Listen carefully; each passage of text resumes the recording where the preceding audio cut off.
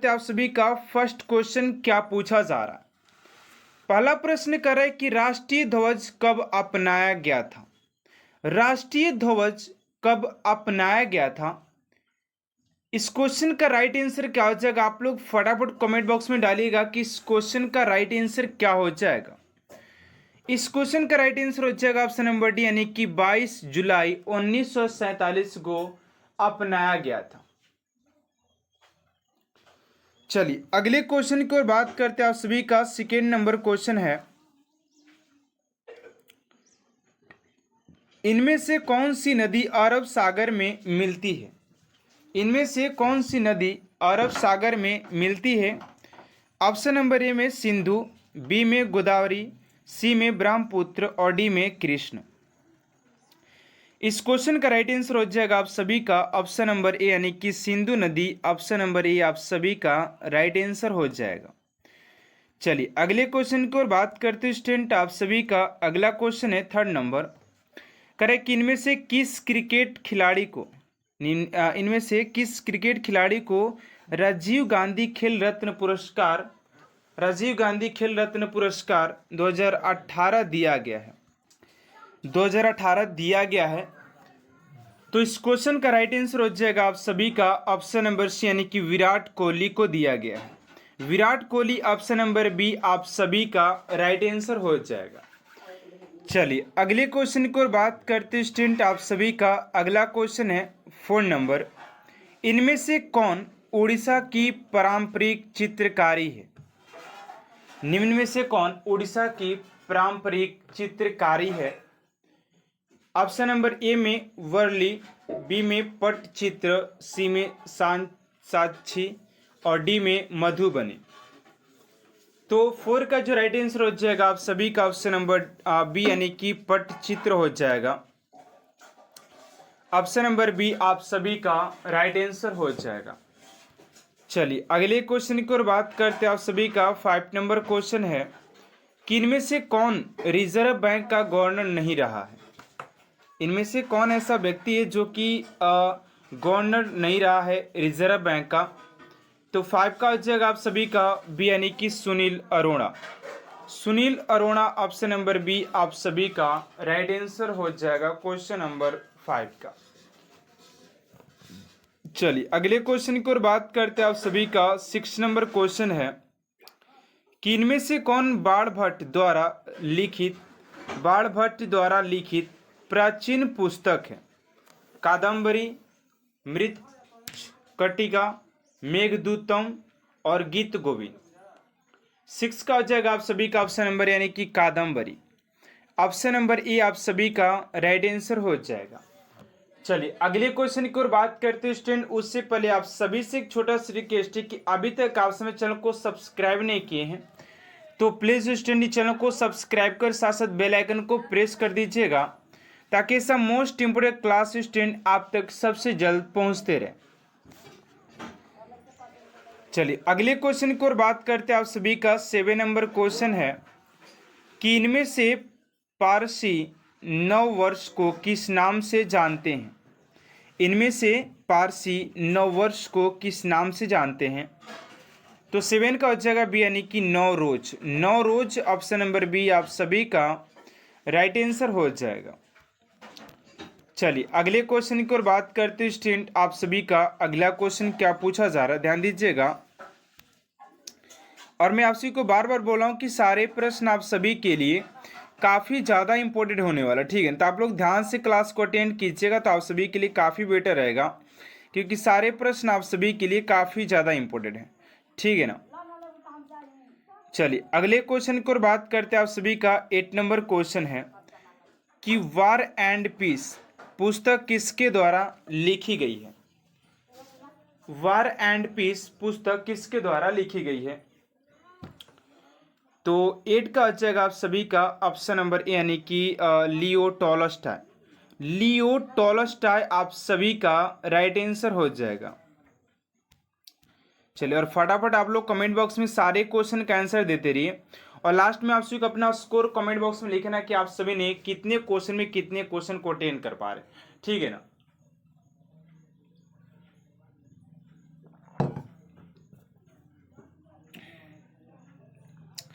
अगला क्वेश्चन है कि डेबिट कार्ड पर कितनी संख्या होती है। डेबिट कार्ड पर कितनी संख्या होती है। तो 9 का जगह बी यानी कि 16। 16 ऑप्शन नंबर बी आप सभी का राइट आंसर हो जाएगा।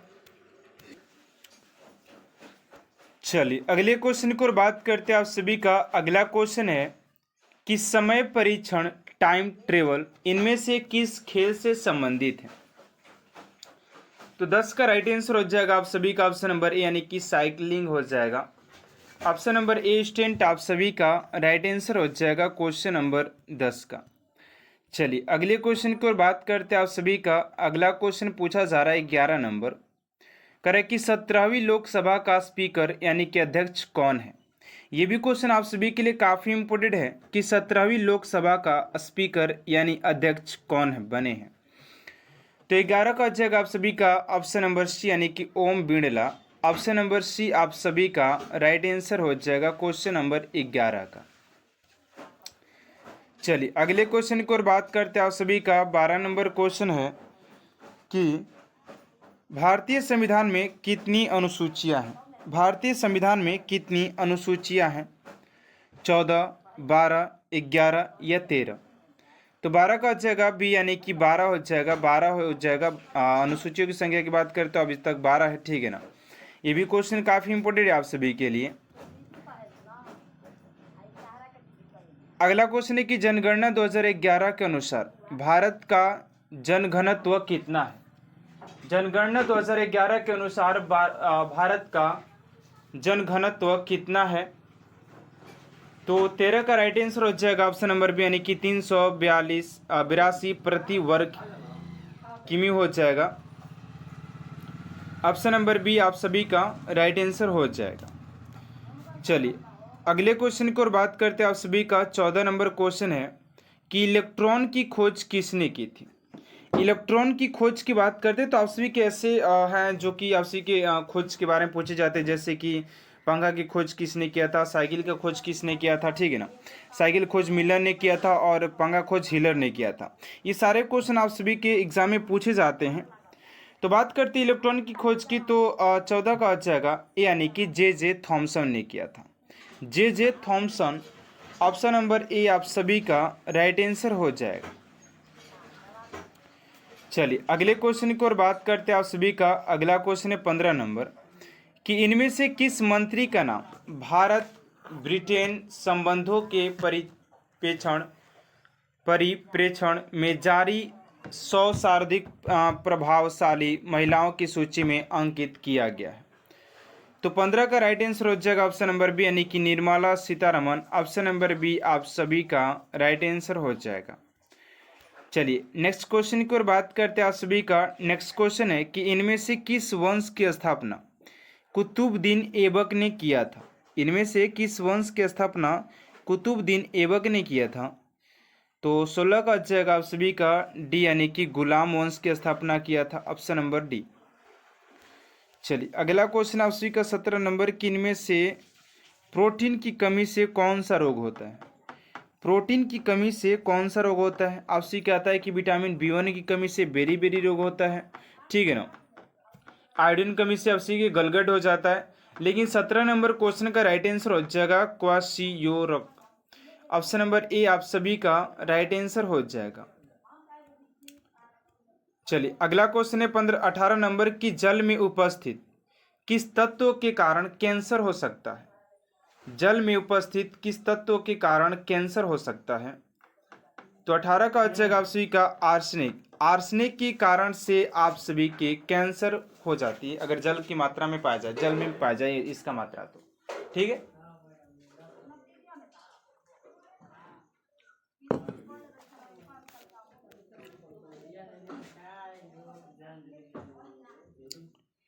अगला क्वेश्चन है कि इनमें से किस राज्य में पीट दल बदली मृदा मुख्य रूप से नहीं पाई जाती है।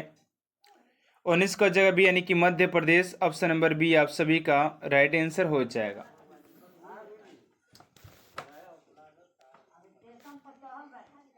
अगला क्वेश्चन है कि इनमें से किसकी कोशिका में नाभिक के अलावा DNA होता है। नाभिक के अलावा DNA होता है। तो 20 का जो राइट आंसर हो जाएगा आप सभी का 20 का ऑप्शन नंबर सी यानी कि माइक्रोकार्डिया, कांड्रिया ऑप्शन नंबर सी हो जाएगा। अगला कि इनमें से किसने सबसे ज्यादा बार केंद्रीय बजट प्रस्तुत किया है? तो ये हो जाएगा आप सभी के ऑप्शन नंबर सी यानी कि मोरारजी देसाई हो जाएंगे ऑप्शन नंबर सी। अगला क्वेश्चन है कि इनमें से किस राशि की एसआई मात्रक नाम ब्लेस पास्कल नाम पर है? तो 22 का हो जाएगा आप सभी का बी यानी कि दाब ऑप्शन नंबर बी हो जाएगा। अगला क्वेश्चन है कि सिखों के 5वें गुरु कौन थे? तो सिखों के 5वें गुरु की बात करते हैं तो 23 का हो जाएगा सी यानी कि गुरु अर्जुन देव हो जाएंगे। ठीक है,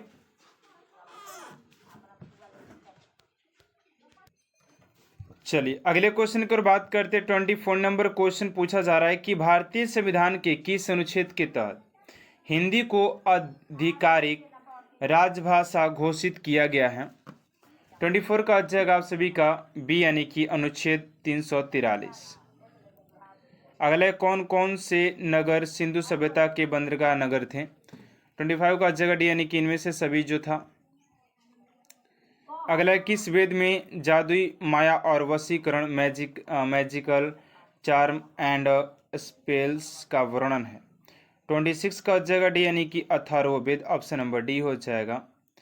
अगला क्वेश्चन है कि नंद वंश के पश्चात मगध पर किस राजवंश ने शासन किया? 27 का जगह यानी कि मौर्य। चलिए अगला क्वेश्चन है कि चंद्रगुप्त द्वितीय ने विक्रमादित्य की उपाधि कब धारण की? 28 का जगह यानी कि शकों का उन्मूलन करने के बाद। अलाई दरवाजा निम्न में से किसका मुख्य द्वार है? तो 29 का जगह सी यानी कि कुतुब मीनार का।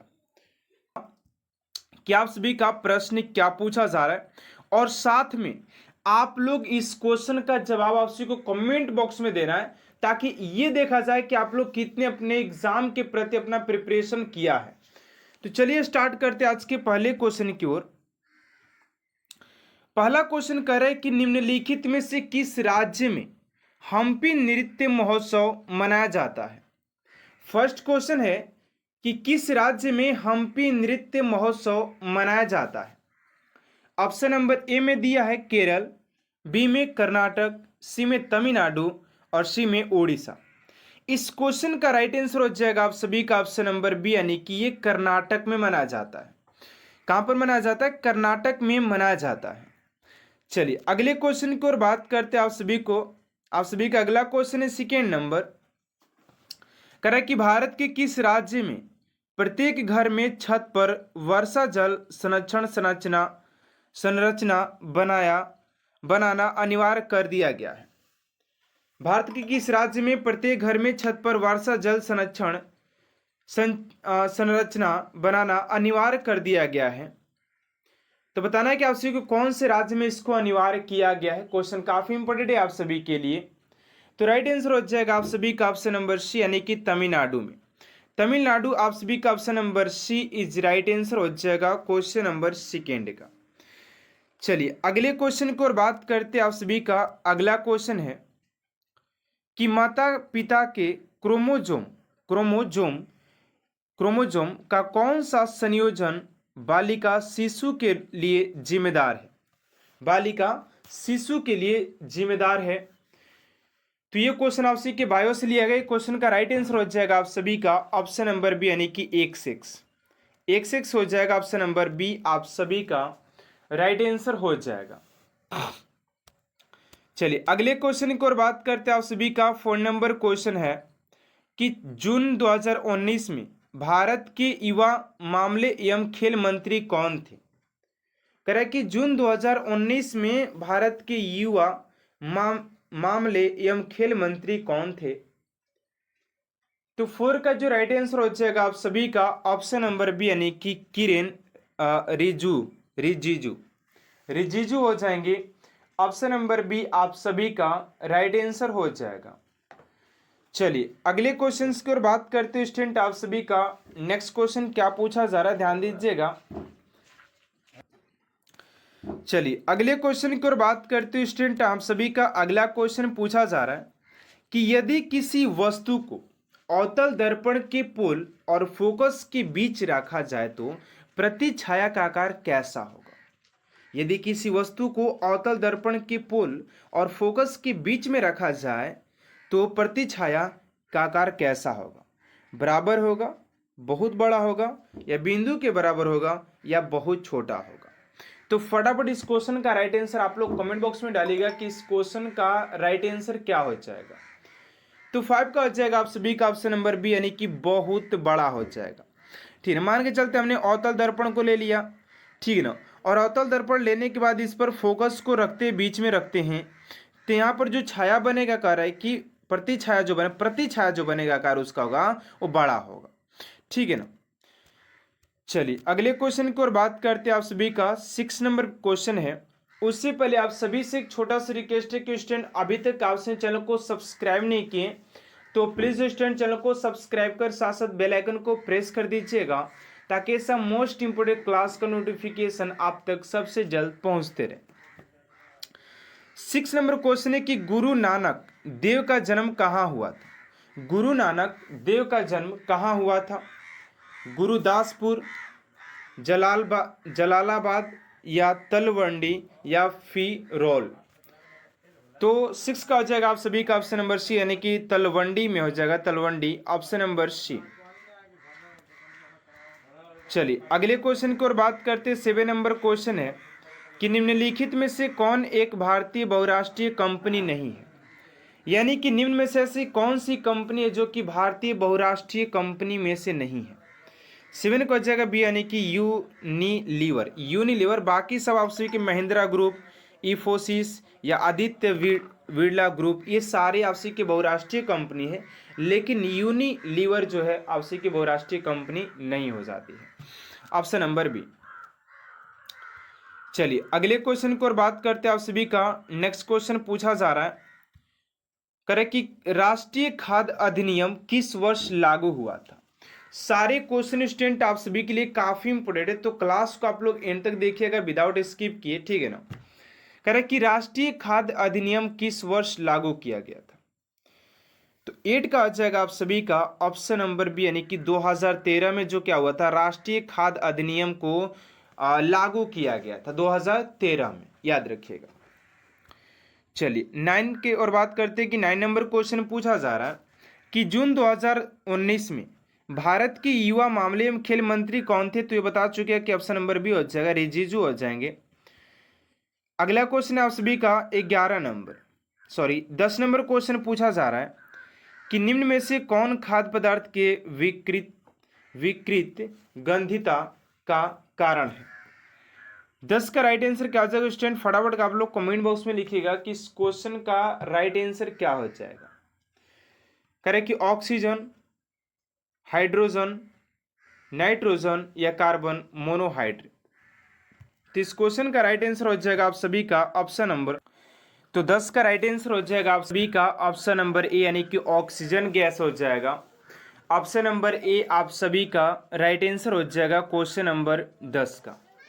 चलिए अगले क्वेश्चन की ओर बात करते हैं स्टूडेंट। अगला क्वेश्चन क्या दिया गया, ध्यान दीजिएगा कि आप सभी का नेक्स्ट क्वेश्चन क्या दिया गया है। नेक्स्ट क्वेश्चन आप सभी से पूछा जा रहा है। नेक्स्ट क्वेश्चन कर रहा है कि the room on the roof उपन्यास के लेखक निम्नलिखित में से कौन हैं। 11 का हो जाएगा ए, यानी कि रस्किन बॉन्ड हो जाएंगे, Ruskin bond. Option number A आप सभी का राइट आंसर हो जाएगा। चलिए अगले क्वेश्चन की ओर बात करते हैं स्टूडेंट आप सभी का। अगला क्वेश्चन क्या पूछा जा रहा है, 12 नंबर क्वेश्चन करे कि ओजोन परत के क्षय के लिए निम्नलिखित में से कौन सा कारक जिम्मेवार है। ओजोन परत के क्षय के लिए निम्नलिखित में से कौन सा कारक जिम्मेवार है। तो 12 का राइट आंसर हो जाएगा आप सभी का ऑप्शन नंबर बी, यानी कि क्लोरोफ्लोरोकार्बन। ऑप्शन नंबर बी आप सभी का राइट आंसर हो जाएगा क्वेश्चन नंबर 12 का। चलिए अगले क्वेश्चन की ओर बात करते हैं स्टूडेंट आप सभी का। 13 नंबर क्वेश्चन है कि अरुंधति राय को निम्नलिखित में से कौन सा अंतर्राष्ट्रीय पुरस्कार दिया गया है। अरुंधति राय को कौन सा अंतर्राष्ट्रीय पुरस्कार से सम्मानित किया गया है। तो 13 का राइट आंसर हो जाएगा आप सभी का ऑप्शन नंबर डी, यानी कि मान बुकर पुरस्कार ऑप्शन नंबर डी आप सभी का राइट आंसर हो जाएगा, मान बुकर पुरस्कार। चलिए अगला क्वेश्चन आप सभी का 14 नंबर की अमीबा निम्नलिखित में से किस जगत यानी किंगडम से संबंधित है। अमीबा, तो 14 का आ जाएगा सी, यानी कि प्रोटिस्टा ऑप्शन नंबर सी आप सभी का राइट आंसर हो जाएगा, प्रोटिस्टा। चलिए अगले क्वेश्चन की ओर बात करते हैं स्टूडेंट। आप लोग फटाफट क्लास को लाइक कर चैनल को सब्सक्राइब कर लीजिएगा, क्योंकि ऐसे क्लास आप सभी के लिए डेली अपलोड किया जाता है इस क्लास के ऊपर। अगला क्वेश्चन है कि प्राचीन भारत में गांधार कला किस साम्राज्य के समय विकसित हुई थी। प्राचीन भारत में गांधार कला किस साम्राज्य के समय विकसित हुई थी। 15 का आ जाएगा आप सभी का ए, यानी कि कुषाण हो जाएगा, कुषाण। चलिए अगले क्वेश्चन की ओर बात करते हैं 16 नंबर की निम्नलिखित में से कौन हैंगिंग गार्डन ऑफ बेबीलोन की प्राचीन सभ्यता से संबंधित है। 16 का जगह बी, यानी कि मेसोपोटामिया ऑप्शन नंबर बी। अब हड़प्पा सभ्यता आई गई, थोड़ा सा देख लेते हैं इसके बारे में बात करते हैं कि हड़प्पा सभ्यता की खोज 1921 ईस्वी में दयाराम साहनी जी के द्वारा किया गया। इस बात को याद रखिएगा कि हड़प्पा सभ्यता की खोज 1921 ईस्वी में दयाराम साहनी जी के द्वारा खोजा गया था। इसमें बहुत सारे चीज़ देखने को मिले, खुदाई हो रहा था, तो ठीक है ना। चलिए अगले क्वेश्चन की ओर बात करते हैं आप सभी का। 17 नंबर क्वेश्चन है, हरियाणा हरिकेन किसे कहा जाता है। हरियाणा हरिकेन किसे कहा जाता है। 17 का ए, यानी कि कपिल देव को कहा जाता है। चलिए अगला क्वेश्चन है कि वर्ष 1946 में संविधान बनने के क्रम में संविधान सभा का सलाहकार किसे नियुक्त किया गया था। सलाहकार किसे नियुक्त किया गया था। 18 का जगह VN राव हो जाएंगे।